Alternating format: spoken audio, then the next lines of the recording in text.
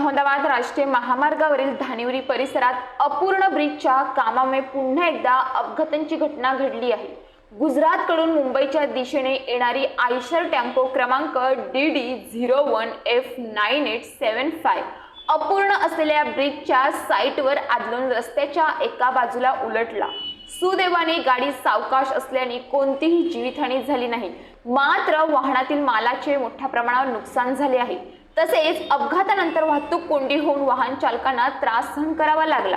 महामार्गावरील धानिवरी पुलावर लावण्यात आलेले कॉन्क्रीटच्या डिवायडर अयोग्य पद्धतीने लावले गेले आहेत, त्यामुळे वाहन चालवताना अडथळे निर्माण होऊन समोर दिसत नाहीत।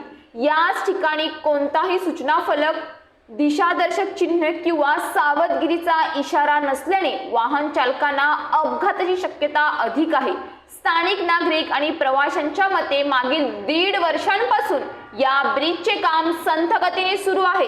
सध्या केवळ एकाच लेनवरून वाहतूक सुरू असून सकाळी आणि संध्याकाळी या ठिकाणी भीषण वाहतूक कोंडी होते। विशेष गुजरातहून मुंबईच्या दिशेने येणारी वाहने संथ गतीने पुढे सरकतात, तर अनेक वेळा मुंबई लेनवरील वाहने विरुद्ध दिशेने घुसखोरी करतात। परिणामी दोन्ही लेन धानिवरी ब्रिज जवळ पूर्णपणे ठप्प होतात। वाहतूक नियंत्रणासाठी या ठिकाणी कोणतेही शासकीय नियोजन नसल्याचे स्पष्टपणे जाणवते। या मार्गावर नियमित प्रवास करणाऱ्या प्रवाशांना तासनतास वाहतूक कोंडीत अडकावे लागते। यामुळे वेळ आणि इंधनाचा मोठ्या प्रमाणात अपव्यय होत आहे। स्थानिक नागरिक, वाहन चालक आणि प्रवासी यांच्यातून आता संताप व्यक्त केला जात असून संबंधित प्रशासनाने या अपूर्ण पुलाच्या कामाकडे गांभीर्याने लक्ष द्यावे।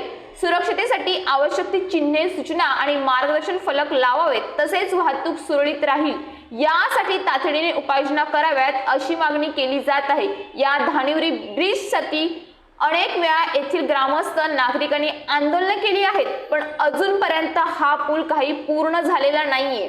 News police reporter Ashraf Khan, Dhanivari.